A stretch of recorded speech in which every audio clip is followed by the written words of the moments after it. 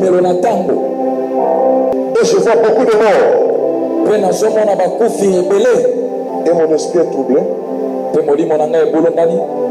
Et je me pose la question. Mpe naza kotuna motuna. Ça dit quoi à ces morts? Ezoloba nini bakufi oyo? Une image de Chine et de Wuhan, dans la ville où a éclaté l'épidémie de coronavirus. La construction d'un deuxième hôpital a commencé.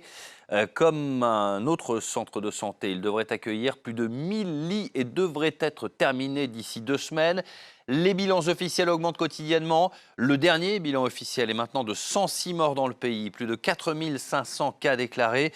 On retrouve tout de suite le correspondant des RFI à Pékin, Zifan Liu. Zifan, bonjour. Pour tenter d'enrayer la... C'est du genre de guerre qu'on a. Nous sommes en guerre. Air France va réduire son offre de 90% pendant 2 mois. Résultat, la compagnie pourrait mettre au chômage partiel 80% de ses salariés. Industriels, des PME et des commerces à l'arrêt. Effectivement, les fermetures de sites de production s'enchaînent. Pour le ministre de l'économie, la guerre est déclarée. Il y a une guerre contre le virus. Il y a aussi une guerre économique et financière. Elle sera durable. Elle sera violente. Les guerres du Golfe, c'était quelle année là?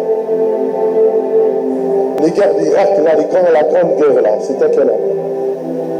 Les guerres du Golfe, c'était quelle année? C'est pas 80, c'était 90. C'était 90. Le pétrole s'effondre notamment ce matin et connaît sa plus mauvaise journée depuis la guerre du Golfe en 1991, c'est bien ça? C'est la plus forte baisse depuis 1991, depuis la guerre du Golfe, donc depuis près de 30 ans. Alors comment expliquer cette chute? C'est le coronavirus? Oui, en partie c'est le coronavirus. Et cet esprit